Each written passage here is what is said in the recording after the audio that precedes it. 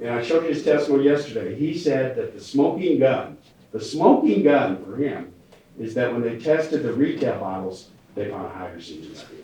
Yeah. And it's important from making a record perspective. It just is important too, because now the case is getting nuanced, and I want to know what's going on, because at some point I'm gonna have to make some decisions regarding causation in this case, right?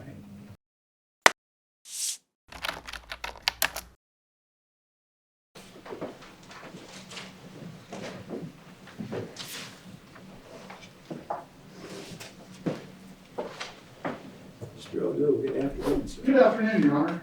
Pleasure to finally be able to get up and talk to you. I've been watching everybody make the arguments for me, and including plaintiff's counsel. Unfortunately, he didn't make the arguments I would make, so I better talk. Your Honor, this is a two-page motion for summary judgment. All of the argument Mr. Kemp just made is not contained within those 2 pages.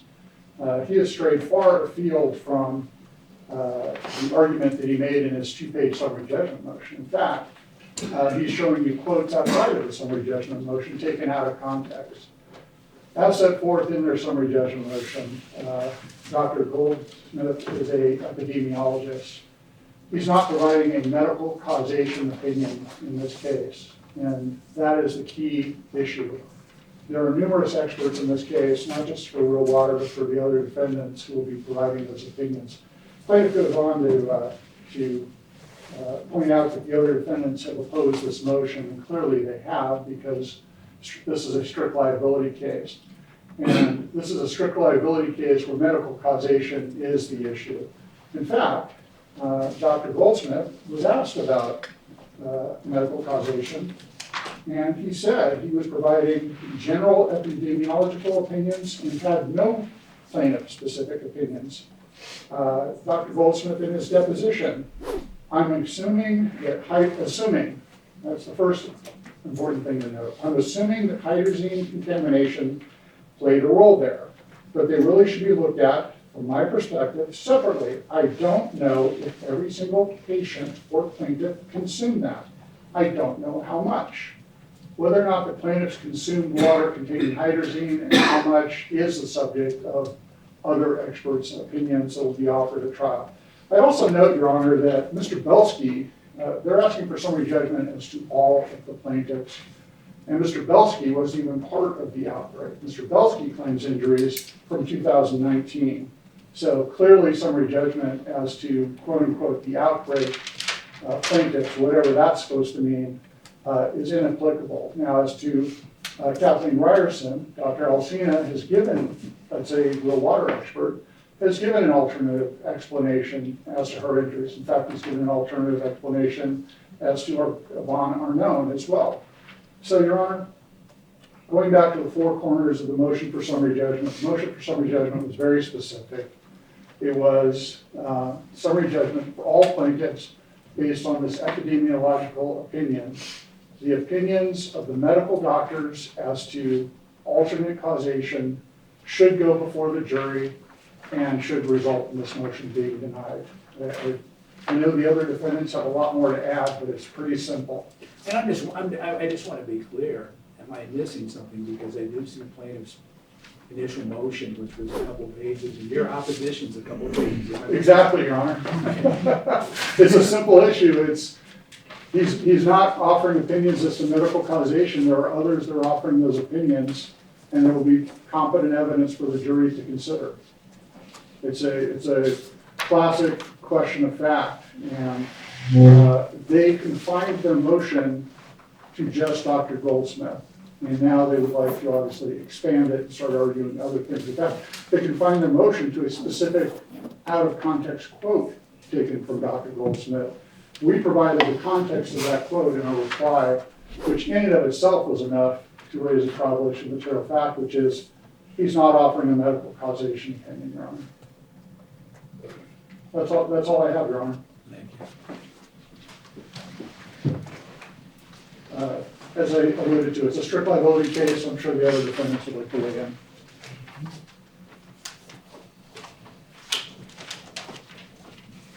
Sir. Your Honor, Nicholas Hoffman again for UNFW.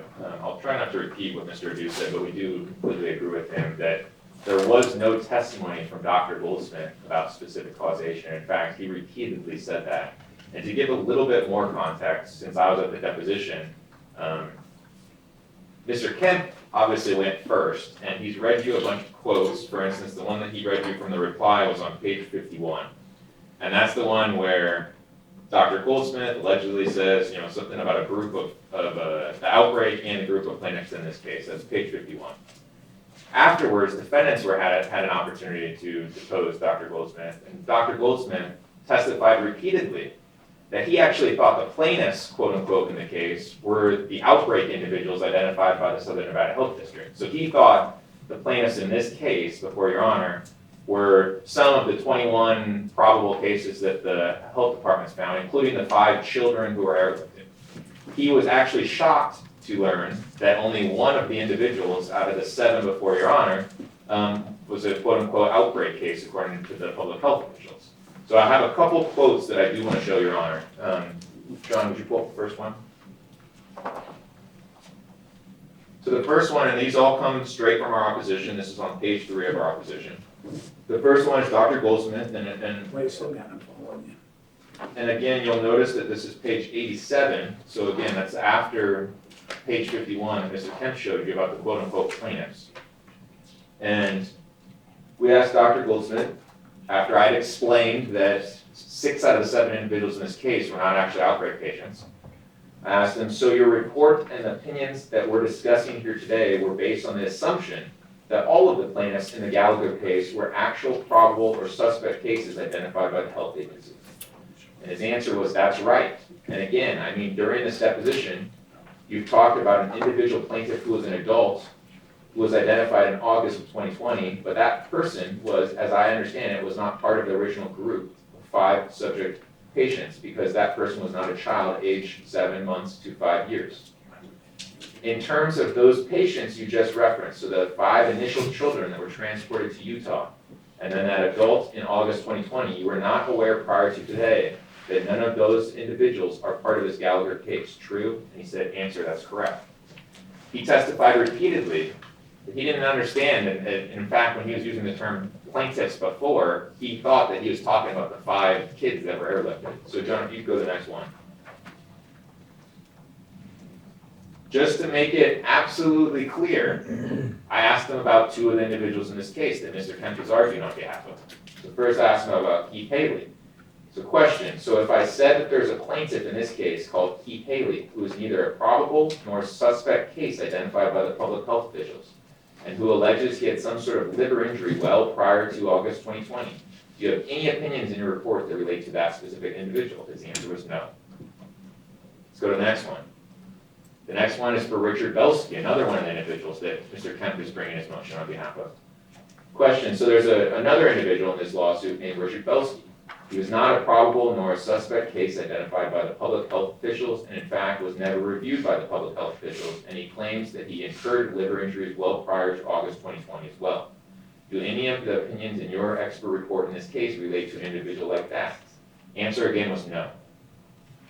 And Your Honor, I'd like to show you one last piece of testimony that plaintiffs neglected to show you, and that's Dr. Goldsmith's explanation to defendants when they had a chance to ask some questions, that he actually was not submitting any sort of opinions that were based on direct epidemiological evidence, but instead it was based off of correlation, according to him. So on the screen now we have, and this is again at page 113, so much after the portions that Mr. Kemp showed you, but question at 113 was, so at best in this case, there's a correlation between the hydrazine and the potential acute liver failure injuries, but there's no direct epidemiology evidence of causation, correct? Answer, yeah. If you read the next sentence, that's really what I said. We're left to assume that consumers, especially those receiving their water in 5-gallon jugs, actually drank hydrazine-containing real water. But we have no direct evidence detected among patients or in the real water bottling operation.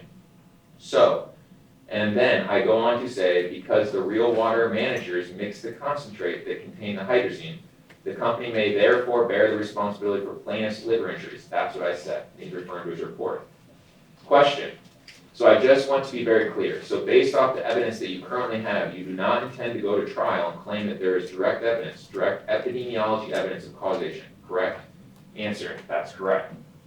So Your Honor, if you read the full transcript of Dr. Goldsmith's testimony and read it in context, it's clear that he was not making any sort of specific causation opinions for any plaintiff, including Ryerson, and he makes that exceedingly clear. He also was not providing any sort of general causation opinions for anyone other than the outbreak patients, which, for Your Honor, that would only be Ryerson. So it absolutely would not apply to Belsky and Haley, which are obviously two plaintiffs who are alleging something against my client, who would be in that strict liability chain. So Your Honor, based off of the full context of Dr. Goldsmith's testimony, we feel that this needs to be denied.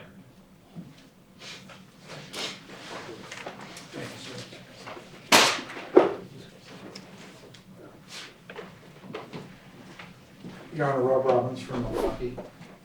Just to correct the record, I did not oppose this motion, didn't join in it, but don't file knee-jerk oppositions. And I do have an epidemiologist in this case. So, I understand.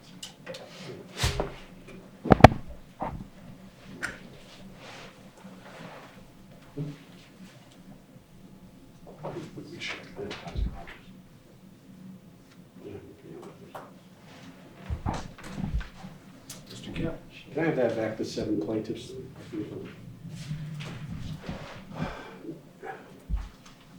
Unbelievable, Your Honor. They hired an epidemiologist that renders an adverse opinion to them that says hydrazine is the cause of the liver failure in this outbreak case.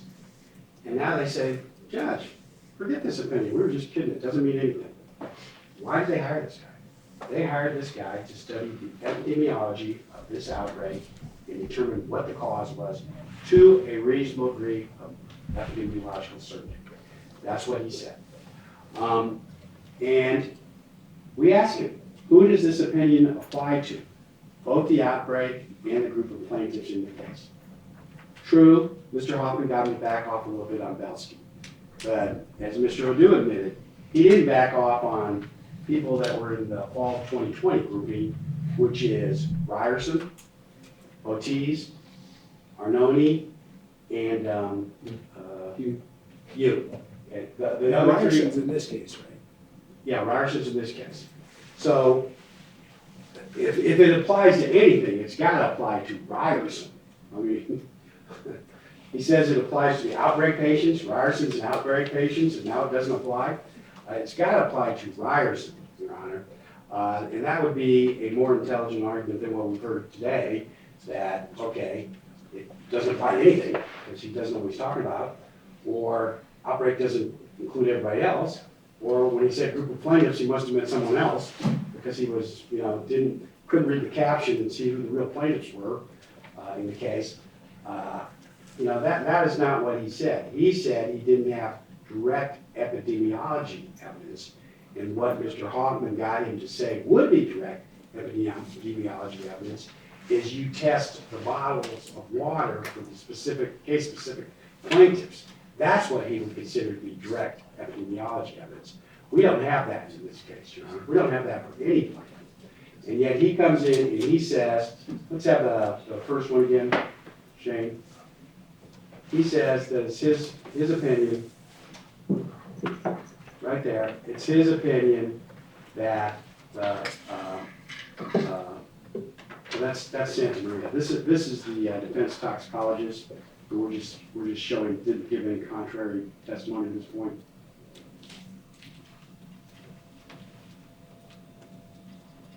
And this is the first one. He says hydrazine is the source of the outbreak, the acute liver failure outbreak. So at a minimum, this motion should be granted to everybody except for Belsky, and Haley is not part of the real water lineup now, so it would be just granted to the other four, which again would be Ryerson and the four I mentioned. But Judge, he says it right here, that hydrazine is the source of the outbreak of acute liver failure. Ryerson's an outright case. I mean, how much clearer can it be? And now they get up and they say, oh, well, we're going to we're gonna get Dr. Alsina to contradict our epidemiology expert. Well, first of all, Dr. Alsina didn't appear during the scheduled time for his deposition. There's a motion to strike his entire testimony on that basis. Second of all, Dr. Alsina didn't give a medical opinion that complies with the Williams case. He relied on an algorithm that he gets from his computer running something called a root camp program. There's another motion to strike his opinion on that round. But assuming they win both of those, how can they bring one expert in front of the jury? Of course, they're not going to bring him. You know, we're just going to play the deposition I took because this guy's going to be hidden in the woodshed, far away from this trial. But how can they have one expert say the cause is this, and then now they get all their other experts and say, oh, no, it's something else completely different. Your Honor, their principal expert, their epidemiologist, the opinions given to a reasonable degree of medical certainty.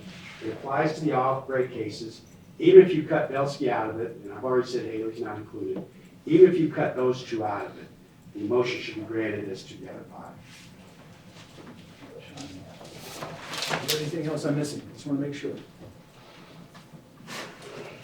Joel Levy on behalf of Rural Water. No, Your Honor, medical causation is absolutely still an issue, and there are experts that will talk about that. Have they been offered? Yes, Your Honor. I mean, no, I mean, as far as in the opposition, I don't remember seeing that.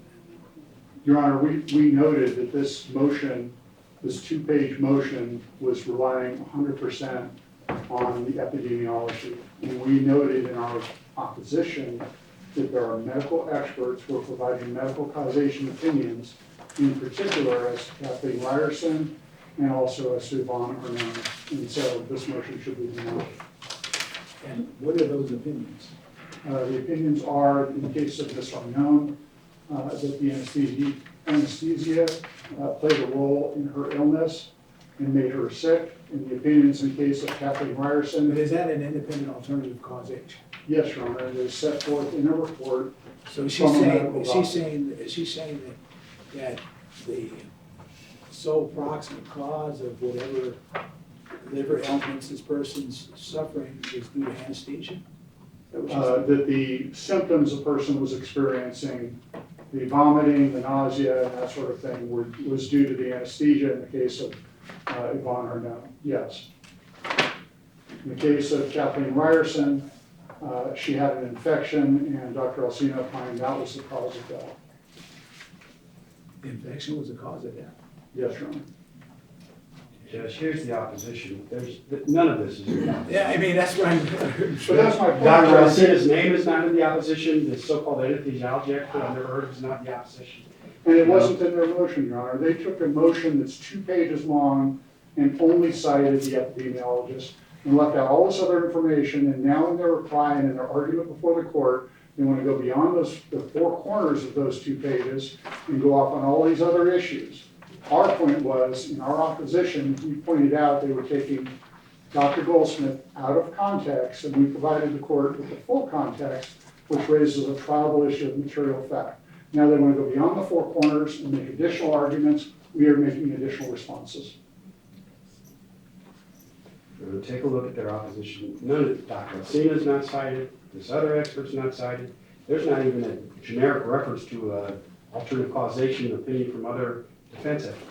This is all stuff he's adding in at the last minute because he sees the import of his Goldsmith testimony. In response to their reply brief, which we didn't have an opportunity to respond to, they're going to raise new issues. We get to respond. The only issues in the reply brief deal with Dr. Goldsmith, Your Honor. Your Honor, for UNFW, I would just note that in our opposition, we did mention and provide the testimony for 4 different experts, including our epidemiologist, which we do have one, Dr. Atchison, Dr. Dara, Dr. Kostenbach, and Dr. Hudson. And that is all in the UNFW opposition, explaining why there's no evidence to suggest that the hydrazine detected was sufficient to cause actual liver injury. All related to the Belsky and Haley cases, Your Honor. I've already said Haley's not an issue because he's not part of the real water lineup now. And Belsky, I said cut out Belsky. Do the summary judgments to the other 5.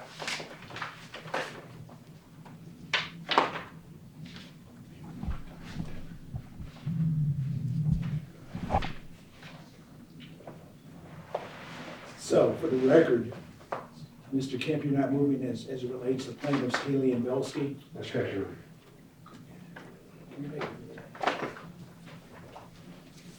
Mr. Odou, go ahead. And we've noted for the record that there's alternative explanations for Hugh, Arnone, and Ryerson. And that they raised these additional issues in their reply brief.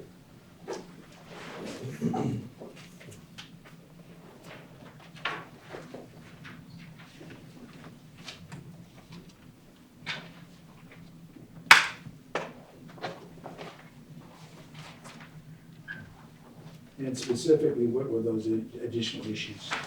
Your Honor, they've added additional quotes from Dr. Goldsmith. They've argued that he is providing a overall causation opinion, which he is not. We responded to that, and they're arguing that there's no other explanation for these injuries. We've already set forth there are other alternative explanations for these injuries, not just by the real water defendants, but by some of the other co-defendants as well. If you take a look at his opposition, it's 2 pages long.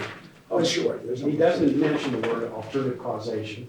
He doesn't talk about any of these other experts. All he says is that Dr. Goldsmith wasn't talking about the plaintiffs, and that's what we responded to with the quote that says, I'm talking about the group of plaintiffs in this case.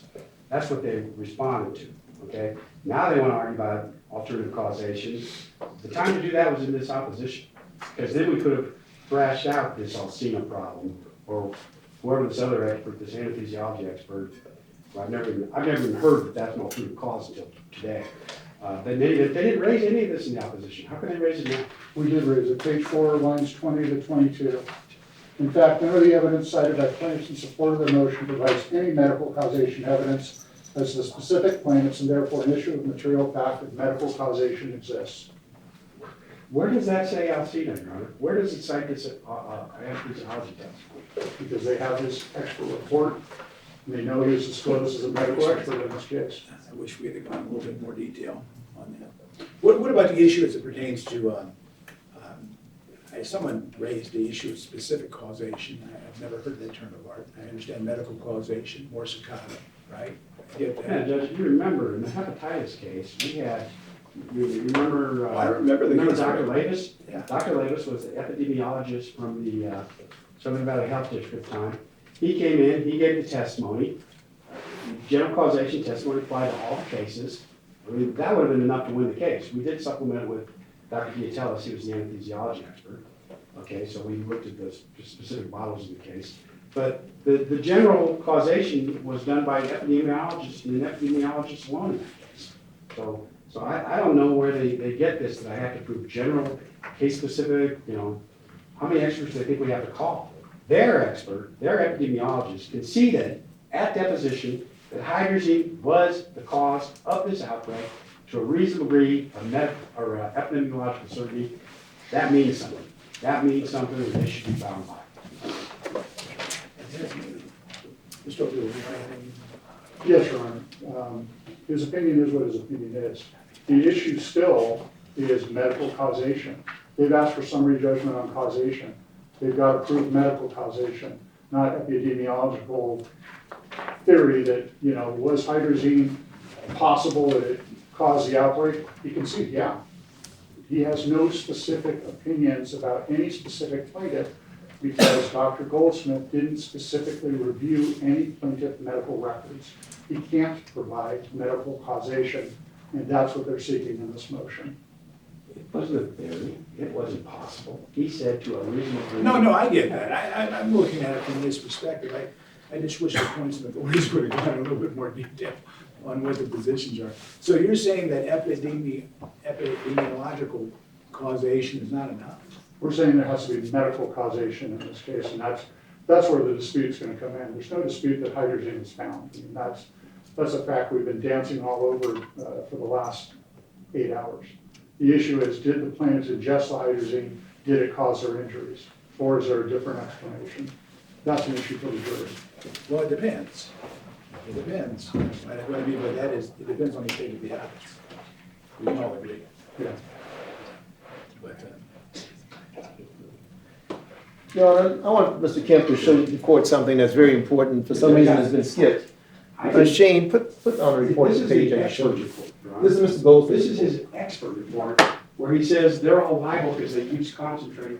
This is his expert report, okay? Based on the evidence, ALF, acute liver failure, cannot be explained by other clinical risk factors. Outbreak doesn't seem to be staff mistakes. In my opinion, it's more likely that hydrogen contamination of real water concentrate. That's what he says in the case. And then in his rebuttal report, he says that something to the effect that they're liable because they stuck the concentrate into the water. And now Mr. Odou stands up and says, "Oh, Judge, this is all fun and games. I don't even know why I hate this guy. You know, this doesn't mean anything." Of course this means anything. This is an epidemiology opinion. It's by the defense expert. It missed the plaintiff's case to a T.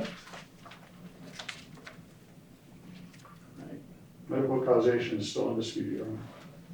He is a doctor, Your Honor, Dr. Goldsmith. Well, I understand that, and I understand many different disciplines can offer causation opinions. And so you're saying that a epidemiologist can't give a medical causation opinion? Not without examining the medical records of the plaintiff, and he did not do that.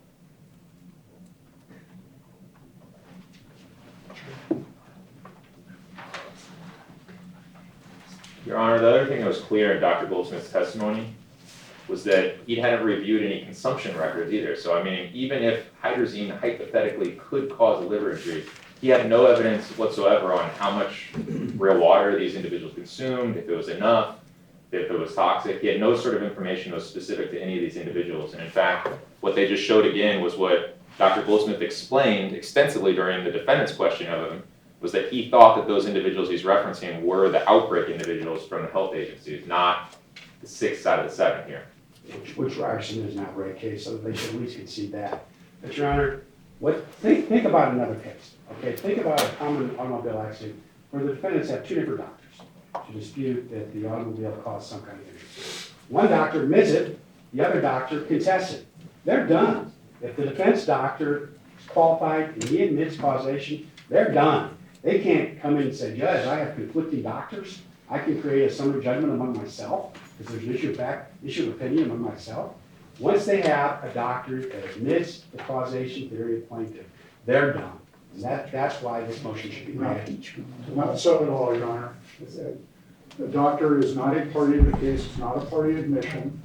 The doctor's opinion has to be based, just like all the rules under Hallmark, on admissible evidence. There's got to be a foundation for it.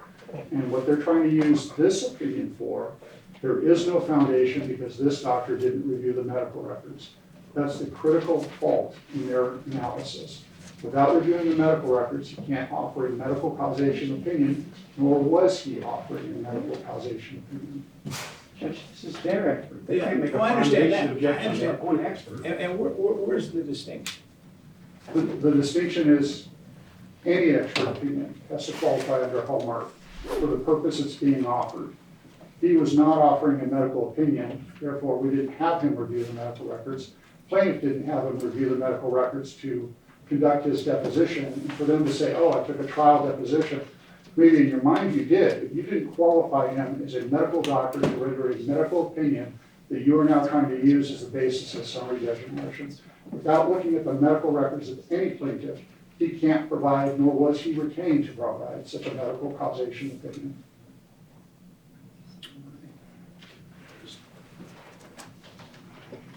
Anything you want to add, Mr. Kemp? No, Your Honor. So are you saying that, and I'm looking at it from an epidemiological perspective, that he can't give a medical causation opinion without? Now, without looking at the records, you've got to have some foundation for your opinion. As an expert, you have to say, here are the basis for my opinions. He does that as to epidemiology, but not as to these particular plaintiffs in this very case. He did not look at their medical records. He can't provide a medical causation opinion as to any of the plaintiffs, not just Belsky, but Ryerson, Arnone, Hugh, and Belsky. He has no basis to offer a medical opinion as to those plaintiffs. Your Honor, you don't have to prove it 5 different ways to seize it. Just like the example I gave you with Mr. Lavis. That in and of itself was sufficient evidence in that case of medical causation, an epidemiology opinion to a reasonable degree of epidemiological certainty. That's what we have in this case. Okay, the argument that you have to have, oh, the epidemiologist, gotta have the liver doctor, gotta have the primary care, you gotta do this, you gotta do that, and they all gotta sing in unison. That's not the law, Your Honor. The law is that you have to have a opinion of an expert in the area, which epidemiology is. The law is hallmark, and the law is having. Well, actually, I know what the law is. I mean, You know the law because you're I mean, I know the law. We can go back to probably Giglio. That was one of the seminal cases dealing with prior events and what type of opinion you have to have. Then you have Morsicato, which discusses exercising medical judgment. That's your partner's case. That was our case, You know, yes, we got Hallmark, and that was Judge Earl. I remember that case very well. And then we end up with Williams. And I don't mind saying it. I like getting medical causation issues right. What I'm going to do is this. I'm going to we're going to break for today. Because I have a matter I have to take care of before we come back. We have enough time to get this done. I have scheduling for it too. But it's like in Williams, I'm going to make sure I get it right. And we appreciate the court's time and efforts to get it right. Really. What time are we picking back up tomorrow? 9:30? Mr. Parker, you got a question? Yeah, one other thing, Your Honor, and I apologize up front, Mr. Odou, because I do believe in the one horse, one rider. It's killing me, but every time I have to come and tell Will, okay, Will has to look at it and pull it up. I'll just pull it up and let Will direct you to what Dr. Goldsmith read before he issued those opinions. It includes medical information on these plaintiffs. All plaintiffs. Is that his report? That's his report that led to those opinions that Mr. Kemp showed the court a few moments ago. So when Mr. Jewell I don't mind says, telling both of you this, I do appreciate brevity. thank And you. sometimes I need a little more. Apparently it was too brief this time. I do. Go up. Now, Can you file that, Mr. Kemp, as a supplement? I can, Your Honor. Your Honor, we would like to respond to that if he's going to file that, because we never sent him medical records, so it would be impossible for him to review the medical records. We have a receipt of what we sent him. I will find that for you, but I don't have it with me right now, Your Honor, but I can get it for you. But I don't believe I sent him any of the plans medical records. And Your Honor, just to be clear again, this is what Dr. Goldsmith said during his testimony, that he believed at this time the word plaintiffs meant the actual outbreak patients that were identified, not the individuals in this case, unfortunately. I guess he's stipulating to the summary judgment on Ryerson. Is that what you're saying?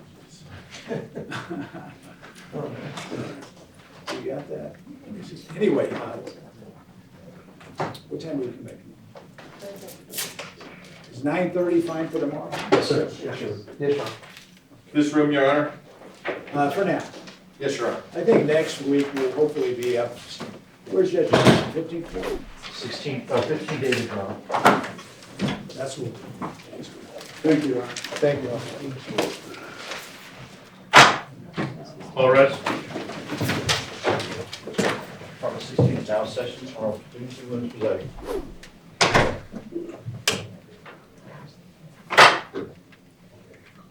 Please be seated. Thank you. Let's go ahead and set forth our appearances for the record. Morning, Your Honor, Eric Pepperman. Good morning, Your Honor, Teddy Parker, Hamilton. Good morning, Your Honor. Jim Neale on behalf of the UNFI. Good morning, Your Honor. Jim Anderson, Kentucky, UNFI. Good morning, Your Honor. Joel Odou and Matthew Kaufman from Wisconsin, Penny and Berman on behalf of Real Water and Affinity Lifestyle Inc. Excuse me. Good morning, Your Honor, Robbins from Milwaukee Instruments, Inc. Morning, Your Honor. Scott Rasmussen and Brittany Lyons on behalf of Hanna Instruments, Inc. Good morning, Your Honor. David Spurlock, UNFI. Good morning, Your Honor. Nicholas Hoffman for UNFI. Morning, Your Honor. Jim Kavanaugh, third-party defendant, Real Water, Tennessee. All right, once again, good morning. And I have a question for you before we get started. And I guess what prompted it from my perspective was this. We had a rigorous discussion yesterday regarding one of the motions in limine. And issues were being raised regarding causation and what standards should apply. I can't remember who uttered it, the term, Might have been Mr. Rasmussen, might have been Mr. Robbins, I'm not sure. But I remember someone commenting specific causation. I don't know who said that. I think it was me, Your Honor. Okay, but, and the reason why I bring that up is this, and whoever it was, I thought to myself, I said, wait a second, are we talking about a toxic tort case, right? And I understand what causation is in toxic tort cases, I understand causation and the like. And so my question is this, from a baseline perspective, what are we dealing with here? You know, I do understand it's a product liability case, I get that. I understand 402A, I understand that too. So, and I don't mind telling you this, I did a little bit of investigation last night, not normally, my law clerk's taking the bar exam today. So I didn't have his assistance, I was doing it myself. And I can see that a lot of the state courts and federal courts are all over the place in this area, right? And so my question is this, and we can just talk about it, I'm not adopting any principles at this time vis-a-vis causation, but I just want to hear some thoughts, potentially as to where potentially I should be going, because I think it does impact some of my decisions ultimately. Mr. Kemp? Well, Your Honor, basically the way I've analyzed the case in terms of causation, we have two elements of causation. One, the medical causation, and two, in the meter case, the meter, they're arguing proximate cause. So let's stick with the medical causation first of all. People drank the substance, they got acute liver injury, so there's medical doctors going to say, I mean, everyone, I think pretty much every expert case agrees that hydrazine in sufficient quantities can cause acute liver injury. There's disagreement as to what quantity that is, but there's really no dispute that hydrazine causes acute liver injury. In each one of the plaintiffs, they've got doctors who can come in and say, oh, it wasn't the hydrazine, it was some vitamin supplement you were taking, like turmeric or kratom, or you were drinking tea with kratom, so it was really that, it wasn't the hydrazine. You know, if they have science behind that, which subsequent motions, if that's an opinion, they can get a qualified expert. They have to have the science. It is. So that is the medical causation, okay? Our hepatologist, Dr. Hudson, is going to say, reading with Dr. Goldsmith, that the hydrazine was the cause of the liver injury case. And they're going to have a couple experts come in and do alternative causation. I think that's generally what's recognized as causation. Right? Now, in the meter case, we get to a little different animal here. The meter defendants are arguing that their product was not the cause of the accident in this case. So to analyze that, we have to take a look, I think, at Stackwitz, which says the plaintiff doesn't have to prove a specific defect to prove causation. And more importantly, with breach of implied warranty claim, there's a subsequent case that not only applies Stackwitz, but it kind of extends Stackwitz. And we're going to get to this when we hear the meter defendant's motion for summary judgment on joint liability. I think that issue comes to the forefront there. But generally, our position is that the law says, and in the second case, the one that follows Stackwitz in the context of breach of implied warranty, they specifically say that in a case that involves an electrical instrument or some sort of measuring device, that you don't have to prove super case specific causation. And we think that's the rule that applies. So what's the causation in this case? You're going to see, in fact, we're going to get into it on motion for summary judgment number 6. You're going to see that the meter defendants have made this meter for approximately 35 years. They discovered about 15 years ago that they had a problem. That when they were using the meter, it was taking inconsistent results. This is their word from a piece of product literature. The meter was giving inconsistent results. And they had a problem because to make the meter take negative readings, you can use the meter two ways. You can take positive readings, like regular drinking water, like Kasani, for example, will measure a positive 150. They were making alkaline water. So they were using the meter to try to get negative readings. That's a lot harder to do because to do that, you have to take the probe, the thing in the meter you dip into the solution, and you have to make sure it's properly conditioned. So they recognized about 15 years ago they had a problem, was giving inconsistent readings when you were using it for different purposes. So their solution to the problem is they created this thing called an oxidization kit, which they used for a couple of years. They sold it, and supposedly that allowed you to condition the probe a lot faster. Problem was, the European Union came in and said, hey, this oxidization kit has cancer-causing chemicals. So they had to discontinue that, and that happened about 2017. And then they went back to the old way, which was dipping it in vinegar. And again, they had already recognized that gives inconsistent results. So what evidence we have of inconsistent results in this case? We have Mr. Akins, who made what I refer to as the super bad batch, testifies that he stuck the meter in there, and this was in the Henderson plant. It was 130, which wasn't what it was supposed to be. It was supposed to be negative 225. Calls up Blaine Jones, says, what am I gonna do? And Blaine Jones just says, well, throw another bucket of concentrate in. So basically, they doubled the dose of hydrazine in that particular batch. That is the proof of causation on that particular, on those cases. So we contend that that meets our standard under Stackwood, it says adopted further on. So those are the two types of causation I see in the case. I don't know if the court had further view on it. Oh, no, my mind is completely open. I mean, because it's my understanding potentially, this might be a case of first impression as far as state of Nevada is concerned. Yeah. You know, and so and I don't mind saying it, and that's, you know, I am, Mr. Kemp, you've been in front of me many times. I'll approach issues head on, and I want to make sure everyone has a full and fair opportunity to vet it. But, and just as important too, I think it's important for me to make the appropriate record, so if it goes up on appeal, if I take a certain position, not position, but if I rule a certain way, I want the Nevada Supreme Court to understand why I'm doing what I'm doing. It's probably the best way to say that. Right. You know, when we started the case, we thought about pleading it as a res ipsa case. I mean, because think about it for a minute. Gallagher, I can't remember how old Gallagher was, a couple years old when he drinking the water. That's the first plaintiff. Most of the plaintiffs, Belsky and Haley, are in their 30s. So you have infants and 30-year-old people drinking water, and they're getting acute liver failure. That is such a rare disease for people that young, okay? So initially, we thought about pleading it as a res ipsa case, and I think that's probably what Your Honor's getting to. But we didn't plead it as a res ipsa case. We just pled it as a standard case. One of the reasons is because we have meter defendants. We didn't think we could stretch that to a res ipsa case. But I mean, it almost is a res ipsa case, you know? We've got objective testing, like I said yesterday, that there's hydrazine in the concentrate.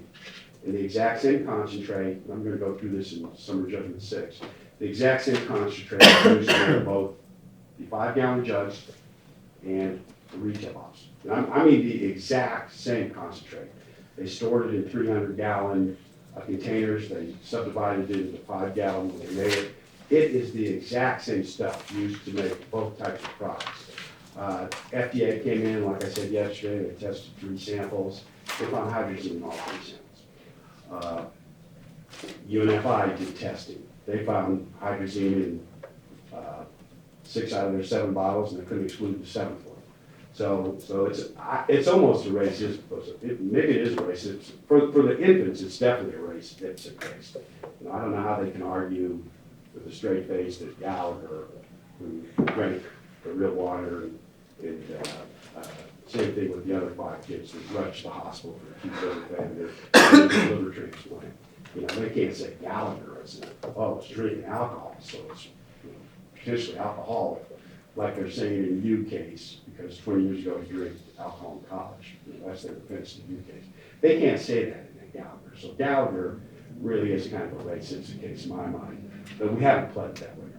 So, yeah, and the reason why I bring it up, I mean, we've had different discussions regarding causation. You know, I have a pending motion for, I think it was summary judgment, and I'm just looking at it because there will be an appeal, and someone raised the issue regarding specific causation. I understand general causation. There were issues raised regarding the epidemiology testimony.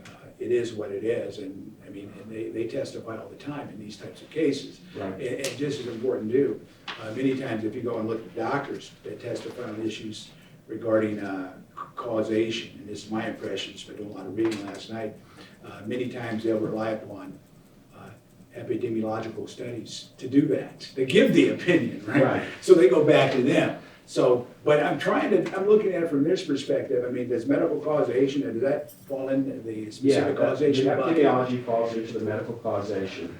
And I think the point you just raised is to establish medical causation, what do you need? You need epidemiology. And like I said yesterday, my contention, and again, this is exactly what we did in the hepatitis cases. We had Lavis up there. He gave the general epidemiology opinion. That But was see, there's a difference there in that case though, because that wasn't a chemical exposure case. right. This case is this is worse because it's acknowledged that they had hydrogen in the concentrate. So in that case, there was a dispute, if you remember, whether or not there was hepatitis in each vial. And The double dipping, I remember. yeah, so in that case, we had the 50 milliliter vials and the 20 milliliter vials.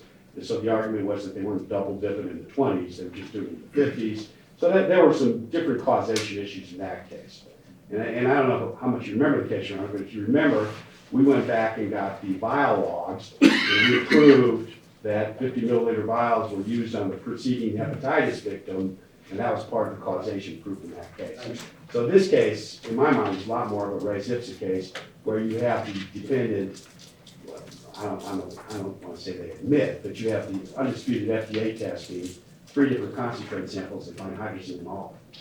And then when we go through, we have a hydrogen expert who's going to testify, explaining basically how they inadvertently, I think, made the hydrogen, but he's going to explain how that. So with the, I mean, and maybe, I don't know this for sure, maybe our Supreme Court wants to put it in buckets, maybe they want to adopt the general versus special, or specific causation. For example, would the FDA findings fall in the bucket of general causation? I think they would, because they are saying that the substance that everyone ingested had the toxin in it. So we know that if there's a toxin in the concentrate. I'm gonna let everyone over here talk. Yeah, we know that if there's a toxin in the concentrate, and the toxin in this case is hydrogen. Right. We know it goes into all of the real water, because like I said before, the concentrate is mixed in a 300-gallon drum, and then in DI plant, there were 2 different production lines, okay? There was one for retail bottles, one for 5-gallon. But they used the concentrate from the exact same place. It was made in the concentrate room. There was not a special batch of concentrate for the retail bottles and a special batch for the 5-gallon. They just made 300 gallons of concentrate, and then they used the exact same concentrate for both products. And so in this case, we know there is a contaminant in the water. We know that that contaminant causes acute liver injury. And their defense in the case is what I called, and their expert, who's an old timer, who I like just because he's an old timer, he's heard of the colloquial description of defense, which is the Romeo defense, which means, Romeo is still alive because he didn't drink enough poison. He didn't really die on I think it was graveside, he went to the tomb and drank the poison there. But that's the Romeo defense. Then they have a toxicologist come in and say, oh, gosh, there's just not enough in these retail bottles to do any harm. I think that the big thing that the Romeo defense in this case ignores is that there's degradation. They're testing bottles that have been in a hot warehouse for 2 years. So there's less hydrogen there than if we tested them right away. But that's an issue for another day, probably. So in a way, it is like a toxic tort case, because in a toxic tort case, take the classic Superfund cases where you have a Superfund site, you have a toxic tort, and that's recognized, one of the chemicals, maybe one of the ethylenes, that is recognized as a cause of whatever the particular plaintiff is getting, leukemia. And so what they do is they do the background rate, the general population, 1% of people get leukemia, and here we are about the Superfund site, and 38% of them have leukemia. That's kind of a res ipsa case in my mind. But like I already said, we haven't pled that case, pled this way. All right. Thank you, sir. Your Honor, Jim Neale for UNFW. On the causation issue, I'll let Mr. Robbins and Rasmussen speak to the metering aspect of the case, but from the medical causation side, Your Honor, I think there are two components to the causation. One is general causation, and that, I think, generally alludes to what Mr. Kemp said. Can the causative agent in question cause the injuries that are alleged? And I agree generally with Mr. Kemp that the answer to that is at some quantity, yes, and at other quantities, no. And that's what an epidemiologist generally speaks to. He speaks to general causation, or she speaks to general causation. That is disease among a population, not in an individual. And that's why Dr. Goldsmith's testimony, from the defense perspective, wasn't enough on which to grant summary judgment. But the court's heard that. General causation is only part of the puzzle. No, I understand, and all I'm trying to do is make, because you understand this, the motions that were filed, they weren't extensive. That's probably the best way to say it. They're very short. And then we ended up talking about a lot of different issues. And so that caused me to pause and go back and reflect and do a little reading yesterday. And I'll do that from time to time. And Your Honor, you'll see, I think, perhaps a more fulsome discussion of the causation issue and some of the other motions for summary judgment. In addition to that general causation, there's an added layer that's required. And in a standard case, that might be referred to as specific causation, as Mr. Hoffman said yesterday. Right. Or under Nevada law, in a toxic tort, at least in a mesothelioma environment, that's referred to as the substantial exposure test, which is slightly relaxed, and that's from Holcomb and Lorman. Holcomb is Holcomb. It's at 128 Nevada 614. And in that case, the court said, proving causation with multiple defendants in a toxic tort situation is really tough. And so we're gonna lower the bar for the plaintiffs a little bit, and we're gonna require general causation plus evidence, opinion evidence, that the individual plaintiff's exposure to a specific defendant's product was substantial enough in exposure to have caused his or her injury. So under that analysis, Your Honor, under the Holcomb analysis, somebody needs to say, Orion Gallagher, or Keith Haley, or Richard Belsky, ingested enough of the hydrazine, frequently enough, and close enough in proximity to their injuries to have feasibly caused them. And we'll get to it later, but that's what's lacking here, and that's what's lacking from Dr. Goldsmith's testimony. He didn't look at any specific plaintiff, never mind their ingestion. Two separate components. It's a conjunctive requirement. The plaintiff has to prove both, even under the relaxed toxic tort Holcomb standard, if it applies here. All right. Thank you, sir. Your Honor, Joel and on behalf of Real Water, just really briefly, just to echo that. Obviously, we agree in those standards, but in addition, it's got to be competent evidence. And we talked about this yesterday from the Williams case, where a defense nurse was allowed to offer medical opinions. Whoever is going to offer that medical opinion has to have, at a minimum, reviewed the medical records. It can't be just somebody shooting from the hip. And we will see plaintiff experts shooting from the hip and making an assumption that because it was alleged that hydrazine was the causative agent, therefore the plaintiffs must have consumed water contaminated with hydrazine. And that's the specific element that will be lacking for some of the plaintiffs. The plaintiffs chose to join these group of plaintiffs together, and that's fine, but they have to show specific causation for each plaintiff. And the court's going to hit upon the issue, which has not been fully briefed by the parties, and it seems this is something that should be part of a trial brief or a bench brief, because this is the issue in the case. What is the standard and what is the causation that is required to be shown? And it seems that the court is inviting a discussion now. We appreciate that, but I think it would be best for us to put pen to paper and brief this fully for the court in the sole context of this is the causation for this case. I have a question as far as potentially the general causation opinion. would Mr. Goldsmith meet that threshold? I don't think so, Your Honor, and the reason why is because he didn't know who the outbreak patients are. As the court will recall, when he was cross-examined by UNFW, he had assumed wrongly that the outbreak plaintiffs were the plaintiffs in this case, and it was corrected that only Kathleen Ryerson is alleged to be an outbreak patient. He has never reviewed the records of Kathleen Ryerson. He has never seen any of the specific information as to Now, what her understand, I'm injuries are. making I want to make sure you understand this, I'm making a distinction, potentially, I'm not sure yet, because I haven't read everything. But I'm just trying to get out in front of it, I don't mind telling you, so I am, because these are important issues. And I'm not saying necessarily from a specific causation perspective, but I'm talking about from a general causation. And if, for example, Ms. Ryerson was part of the health district investigation, why wouldn't she come under that from a general causation perspective? From a general causation, because he didn't have that information, he didn't know. Well, He didn't know who the outbreak plaintiffs were. He assumed that they were the plaintiffs in this case, but he actually didn't know that. And nobody asked him. But he did say outbreak plaintiffs, right? He said outbreak plaintiffs, not understanding who the plaintiffs are. But my point is, if Ms.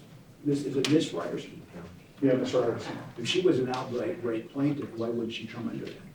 because he didn't know who she is. But he didn't have, but if I think he does, though. I think he's got to have a foundation for an opinion. And it can't just be, I like professional football teams, or I like a general category of things, and that's really what it is. It's a very general opinion about hydrazine being the potential cause of injuries. And toxicologists also will agree in the right amounts, hydrazine can cause injuries, and that's all we have here. It's the same as in an automobile accident to say if you're not wearing a seatbelt, you could be more significantly injured, but this doctor has no specific knowledge as to how this plaintiff was injured. They're just making general observations about, in this case, epidemiology. And I think that all the toxicologists as well have agreed that hydrazine shouldn't be ingested. Anyone else want to join in the discussion? I will just say that, and I've been in front of Your Honor enough to know that counsel stating facts, that you don't really consider that until we get to the real issues and look at the real briefing. But I disagree with just about everything Mr. Kemp said with regard to our meter, that it doesn't work, and we've known for 15 years, and it's inconsistent results. He's using the wrong words. He's characterized it in the way that he likes to characterize it, but it doesn't necessarily fit the facts of the case, and we'll argue that when our motion, 80 motions from now, whenever it happens to come up, but we'll set that in front of Your Honor, and we know Your Honor will read that, give us a fair shake on that. So we'll get to that when we get to it. I don't think we need to delay the court anymore this morning. We've got enough Oh, yeah, we on do. our plate. We did, but circling back, Mr. Odou, would it be safe as far as this case is concerned when it comes to the issue? And I don't know if I'm gonna accept this or not, I'm gonna do whatever Nevada law mandates once I take a look at the one case, that 128 Nevada 614. But talking in a general sense, focusing on the issue of general causation, would this be true? All the plaintiff must show is that the substance in question is capable of causing the injury in question. Now, we're not dealing with specific causation. I understand the distinction there. That's more akin to medical causation in many respects. I think that it is disputed how much hydrazine it takes to cause an injury, but I think there is a general agreement that there was enough of it, it could cause an injury. I don't think that is a disputed fact in the case. I understand. So I guess the case is really focusing on, at the end of the day, no matter what bucket we put in, it would be more specific and or akin to a medical causation scenario. Is that what we're doing? In Real Water's view, this is a medical causation case. And, which is another issue. Your Honor, I think what he's forgetting is the source of, they're talking about the amount of exposure, how many bottles they drink. Right. This is just like the toxic port cases. The source of the exposure doesn't change. Most of these people, same plant. And that's why Same building the bucket manufacturer. of general causation. Yeah, same manufacturing process, same employees, you know? So to say, oh, judge, you know, it's different, it's not different. It's just like these toxic port cases. In a lot of them, they tried to have a bright line. The case Mr. Neale's talking about, okay, so you live next to the Superfund site for a month. You're presumed, all right, it's done. All right, so in this case, so you drank a gallon of this stuff, you know, you're done. You should be presumed done. That's what I think they're missing. That's why the general causation opinion is more than what they're making it. Okay, this man, the epidemiologist, looked, and again, this is their expert. They're challenging the foundation of their expert. Oh, Judge, we didn't tell them the right plaintiffs, or Judge, we didn't give them the medical records, or Judge, just ignore our expert's opinion, it kills us. That's what the argument is. But he gave a general causation opinion after looking at all these outbreak cases, the 21 outbreak cases, after studying all the material they gave to him, he said, in his mind, the only explanation is hydrogen, okay? And by doing that, he specifically excluded this argument that, oh, the Henderson plant was some kind of unknown super pathogen generator, but there's 200 kinds of unknown pathogens coming out of there, and that explained. He excluded that. He said, and I showed you his testimony yesterday, he said that the smoking gun for him is that when they tested the retail bottles, they found hydrogen in there. That's dispositive, and the reason that's dispositive is because the retail bottles were made in Henderson. So if there's hydrogen in the retail bottles, it's got to be coming from the concentrate, which is what the FDA found, that the 3 concentrate tests had hydrogen in. So it really is like a res ipsa case. You know, the general causation expert has met our burden, I think. If they want to come back with an expert that say, oh, well, you know, Mrs. Ryerson had 14 different liver transplants prior to drinking real water. Okay, you know, that may be a credible way to raise case-specific causation. But they're not doing that. What they're doing is they are hypothesizing that there's some pathogen out there, that there's no objective testing that proves it exists. They don't even know which it is. When I took Dr. Kenner's Well, I deposition, mean, we, as far as that's concerned, and I don't think there would be any reason why I wouldn't apply the concepts that were discussed in Williams as it pertains to independent alternative causation theory. There has to be evidence of that. Right. Number one. Number two, that has to be to a reasonable degree of medical probability.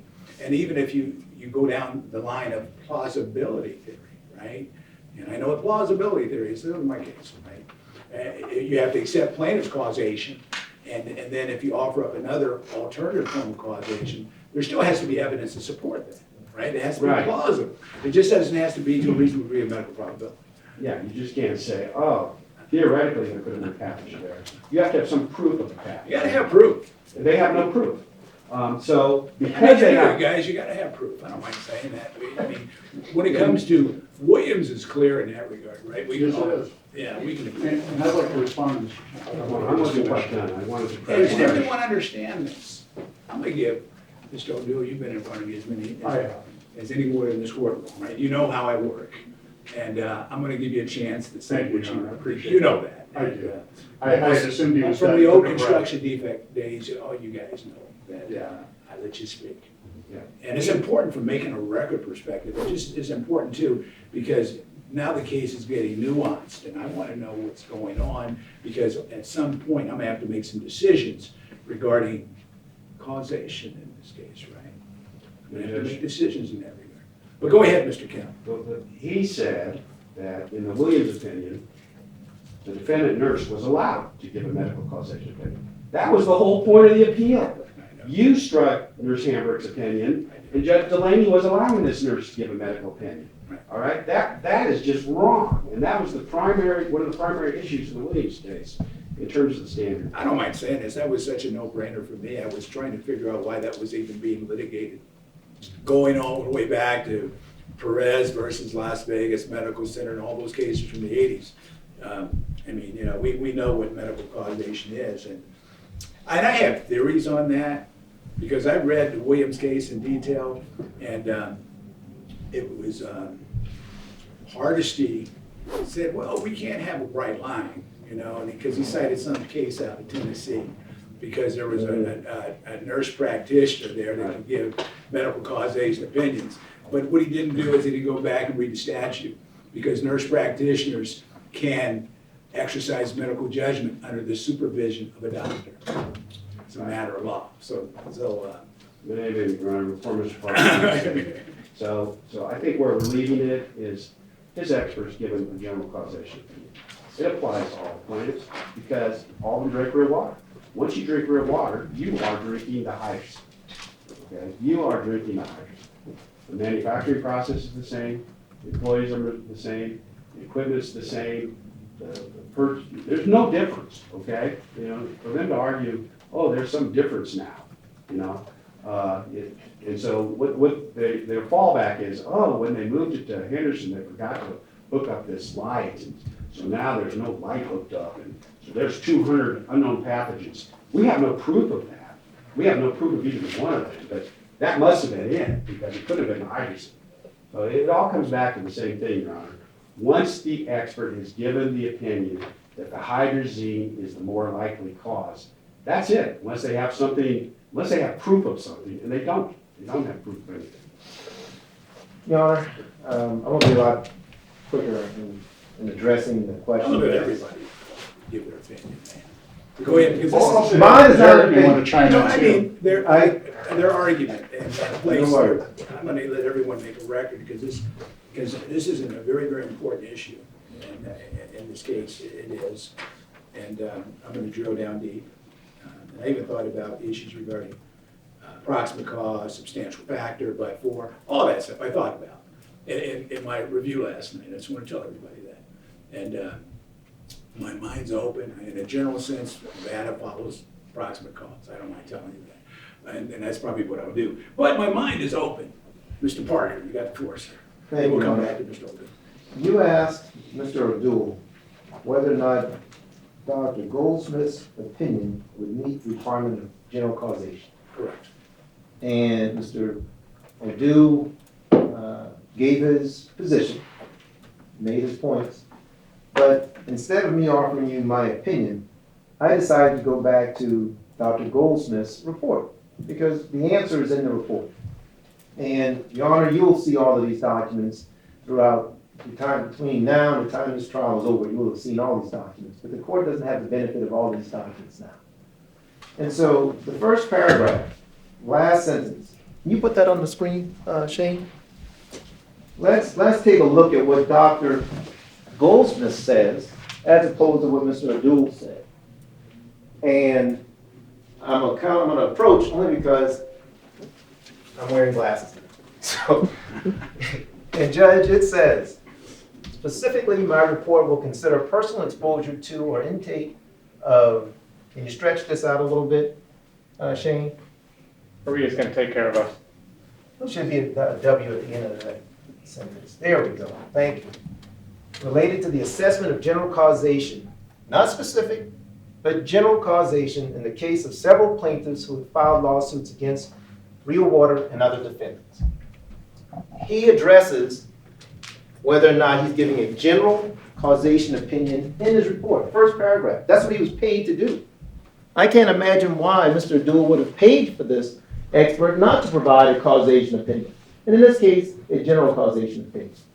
And then the next several pages explains all of the information and literature he considered before offering the opinions we ran into yesterday afternoon, that hydrazine is the contaminant that these specific acute liver injury charge.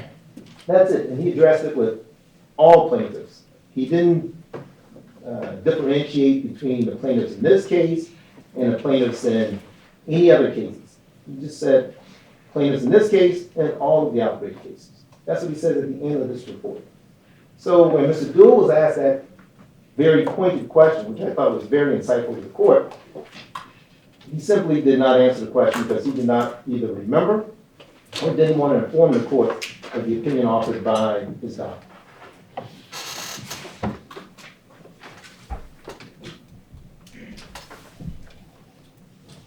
Sir? Thank you, and I didn't know if Mr. Pepperman wanted to weigh in. We've got 2 against 1 so far. No, so no, maybe if someone we'll go else 3. wants to jump up, that's not the issue. What I'm trying to do, I'm vetting this issue. I appreciate that, Your Honor, and I'm just joking with the Yeah, I'm parties. vetting this issue, and just as important too, I'm not making a decision as specifically which way I'm going to go, but we're gonna put pen to paper. I think that's a wonderful idea. I mean, we're gonna put pen to paper, because ultimately, at the end of the day, sometimes I don't mind telling this, I'll take issues under advisement.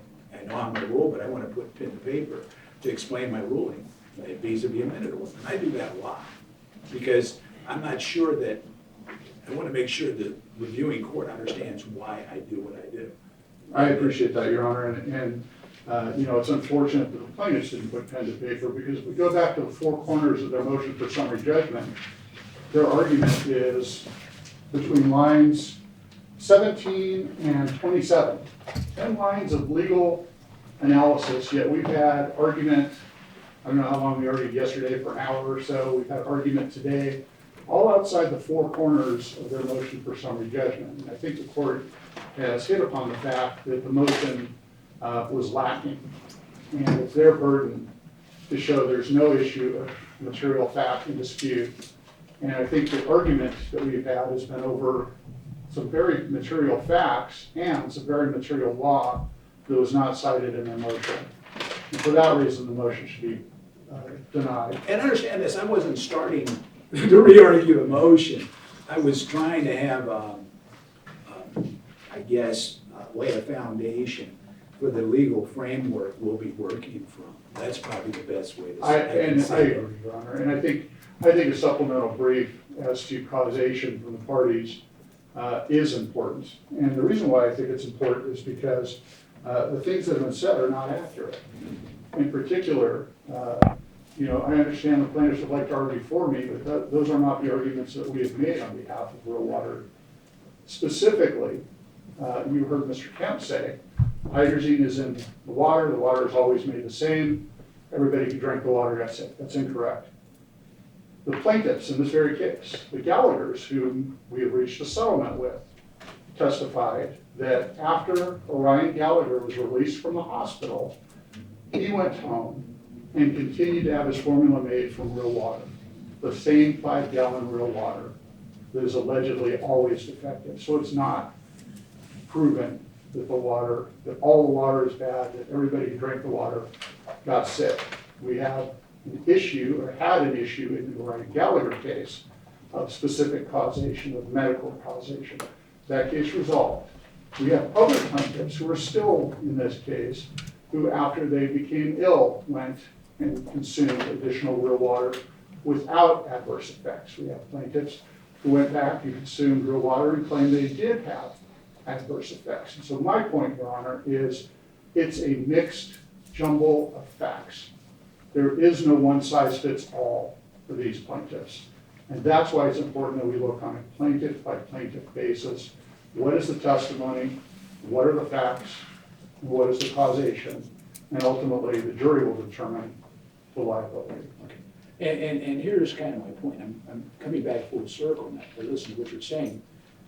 And that's why I haven't made a determination as to how specifically I will apply the causation standards in this case. But say if I went down the road and I followed some of the toxic tort cases and said, okay, this is what we're going to do, or this is what I think the appropriate standard would be both general and specific causation. So, and then I come back to the question I think Mr. Parker kind of addressed. Would Mr. Goldsmith's opinion, would that fall into the general causation bucket versus specific causation? And the reason why it doesn't fall into the general causation bucket is because while his report says he was going to do that, he didn't do that. The reason why he didn't do that is because then we had the Eurofins test results come out between his initial report and his deposition, and he had to adopt the fact that hydrazine was found in the ready-to-drink product. And he stopped his investigation at that point. So the problem is, he's got to have a full foundation to offer a general opinion, and he didn't get there. Okay, and so here's my next question. Is there any factual dispute as to whether or not hydrazine causes liver damage and or failure? The toxicologists are the ones who will render that opinion. They will say, in specific amounts, it can. In your honor, to put a finer point on that, if I may, Mr. O'Dean. Yeah, please. Mr. Kemp continues to emphasize, as I would, were I sitting in his chair, the common ingredient among all the water. And I want to suggest to the court that the question of hydrazine and general causation here doesn't get you very far. And let's assume that hydrazine was in everything, as the FDA tests and Eurofins tests circumstantially suggests. Then we still have this conundrum, and Mr. Hoffman alluded to this evidence yesterday. And that is this: despite the fact that Real Water is selling 10 million bottles a year nationwide, and despite the fact that the CDC and the FDA in Southern Nevada looked all across this state and other states for cases after the recall, they found 21, all of whom were home delivery subscribers. Every single one. They found 0 who were retail bottle consumers. And so there does appear to be a difference, Your Honor. That's circumstantial evidence. The one other case I'd suggest that the court should perhaps consider as a foundational causation case is Wilson versus Circus. And that's a food poisoning case from the Nevada Supreme Court in 1985. It's at 710 P. 2nd 77. And in that case, the court made clear that in the absence of direct evidence, that is the identification of the toxin from the specific food that the plaintiff ate, the bottle, that the plaintiff could prove his or her case by circumstantial evidence. And that one of the items of compelling circumstantial evidence was illnesses among people who were commonly exposed, or conversely, the lack of illnesses. In that case, it was a brother-sister. They both consumed the same meal. The sister did not become ill, and the court said the absence of illness in one who has eaten the same food as one who does become ill is circumstantial, but not controlled. Evidence that the food was not tainted. So I think even though there's a common ingredient, and even though that common ingredient can, at some theoretic level, because nobody's opined what the level might be in this case, cause acute liver injury, there's still not general causation established because we still haven't established a common concentration or exposure among anyone. And I think Wilson v. Circus is one place for the court to start in its causation analysis. Well, here's my question on that, because that was a 1986 case. 85 or 86. 85, 86, right? And it seems to me, and I'm not, don't hold me to this, but I looked at law review articles, case notes, I looked at some of the cases out of New York and so on and so on, and I came to this conclusion that this specific area really started becoming litigated hot and heavy, and a lot of the case law really started coming down about 1995, 2000, 2005, and that's where a lot of the specific versus general causation cases. For example, you got New York, and in New York, I think it's the Fourth Circuit in New York State Court, and there's so much out there. I don't mind saying it, saying this, cases of courts have gone all over the place on this specific issue. And for example, in that New York case, they said that, it was a appellate court case, that proof of exposure is sufficient for the purposes of specific causation. I don't know if I'm gonna go there. I mean, and all I'm saying is this: my mind is pretty much open. I think in many respects, this might be a case of first impression. Potentially the law has evolved since then, potentially it hasn't. My mind is open, but I just want to tell you this, that whatever standard we arrive at in this department, I want it to be the right standard. And I think the key distinction between this case and the surface case is this case, we have a common contaminant that's been identified. In the surface case, I think it was pizza, there was a theoretical, okay, was it? Tartar sauce, was it? They thought, they didn't know. You just got sick and they didn't know the food in certain circuits. Yeah, actually, we defended surface back in the day, not in that particular case. But in any event, in this case, we have a common contaminant that they are conceding. And then their expert says that the common contaminant is what caused the outbreak. You know, at a minimum, you have some kind of burden shifting here. I think that's the end of it, Dr. Goldsmith, you know. Again, board certified epidemiologist, testified in lots of cases, you know. He gives the opinion they ate, and so now all of a sudden he's not qualified and he didn't look at anything, and his report, I can't believe what I just heard, that when he wrote the report that it applied to all the plaintiffs, that's not really what he meant, because the testing came out from retail bottles, and he says that that's the smoking gun. So the smoking gun comes out, so we forget what he said in the report. But at a minimum, Your Honor, with common causation here, and their key expert admitting that that's the cause in the plaintiff's cases, at a minimum, there's got to be some kind of burden shift. You know, I'll sit down after this, but Wilson. No, that's okay, and understand this, I'm not making a decision right now. We understand. This Thank is you more for- from an educational perspective, and I'm trying to tell you what I'm looking for. Because right now, that hasn't been teed up for me, but it has to, and just as important too. I want to make sure that whatever decision I make ultimately will be tethered to a specific standard. And I don't mind telling everyone this, anytime I get a new case, the first couple of days, I typically don't make a lot of decisions because I want to be educated on the nuances of the case. Then I'll start making decisions. And so this is a perfect example because, I mean, I read everything, but I'm not educated like I am as far as oral argument is concerned with counsel. Because, for example, in the briefing, as far as that motion for partial summary judgment,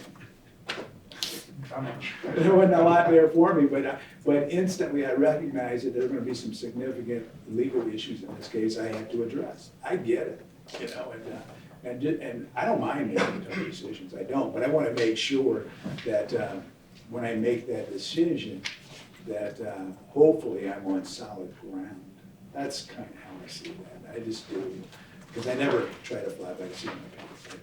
And I want to make sure it's well vetted, and because I don't mind telling you this, if it goes up and if this comes under the toxic court or whatever way I go, I do like to be accountable. We all like the certainty, Your Honor, and We do. the last thing I'll say is that the Nevada Supreme Court, the governing binding law, as I understand it, has one food poisoning case that I'm aware of where they discuss causation, and that's Wilson versus Circus. I understand, and I'm not ignoring that at all. So I apologize, I don't want to cut you off at all either. I understand that's there. And the toxic tort cases are all mesothelioma cases, and they're all multiple defendant cases. And those, as the court is well aware, are an entirely different animal, where liability is allocated on almost a market share basis. And that's what that relaxed lower test is designed for.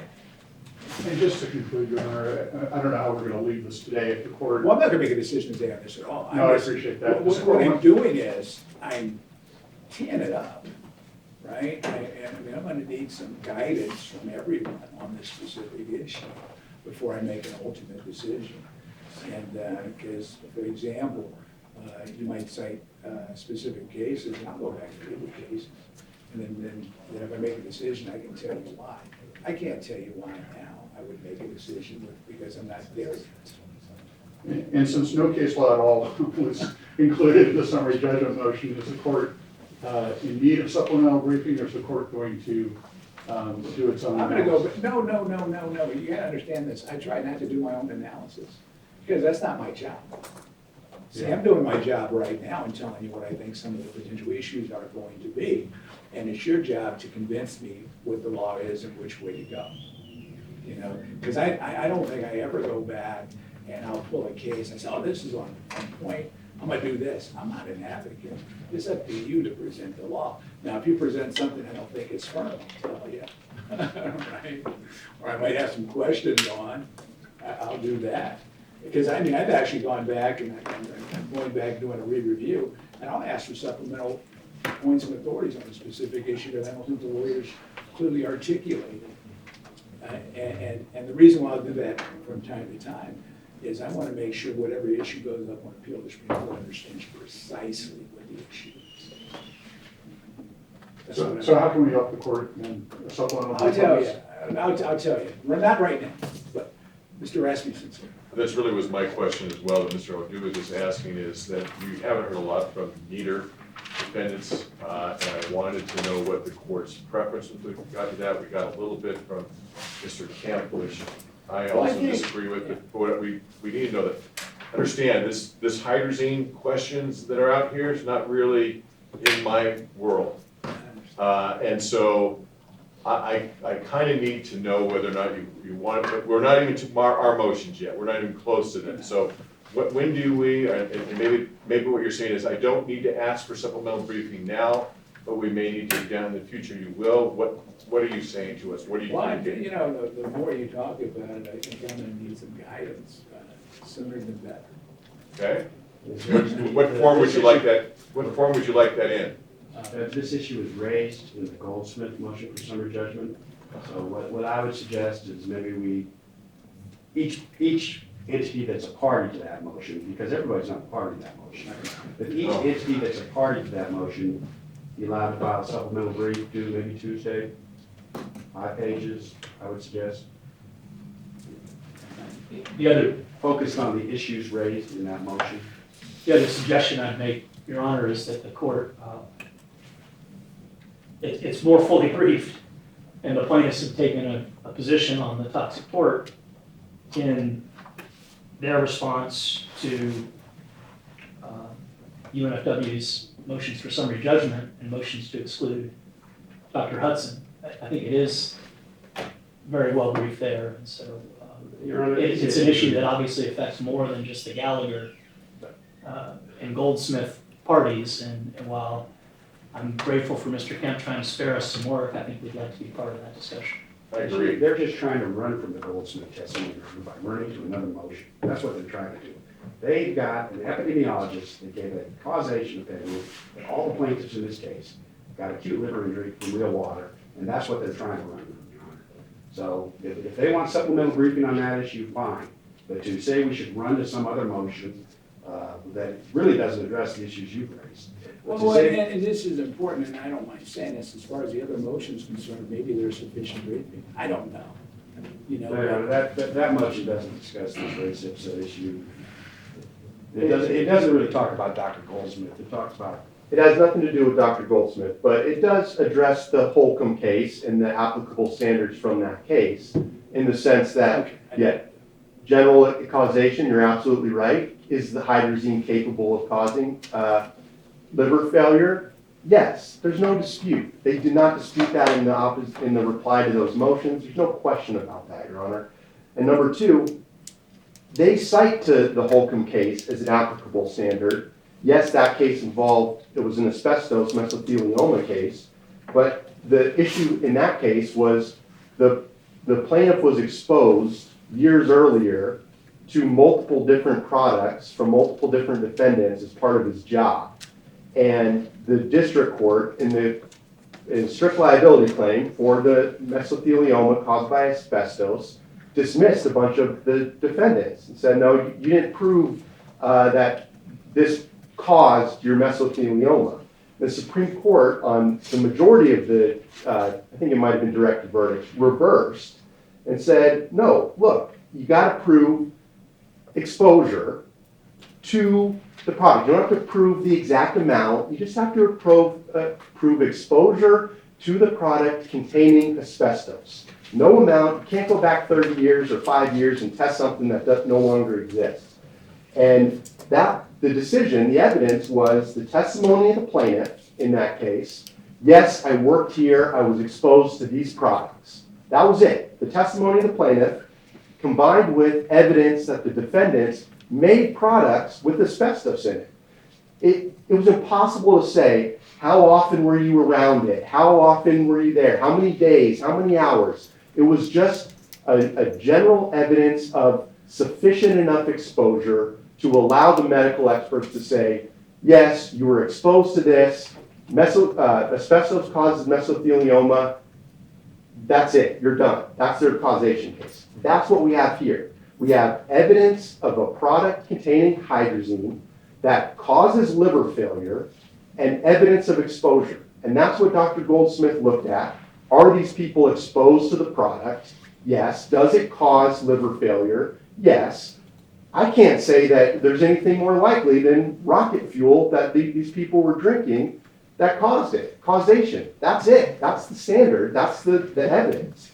And that's overwhelming with And respect when to... you say causation, are you talking, what specifically do you mean? You're done, Your Honor. That's general causation, case-specific causation, whatever you want. When their lead epidemiologist admits that the 7 plaintiffs, and that's what the report said, Mr. Parker showed it to you twice, he says in his report that it applies to the plaintiffs in this case. He said that in the deposition site that I played, that it applies to the group of the plaintiffs in this case. That's what he said. We are done. You know, we are done.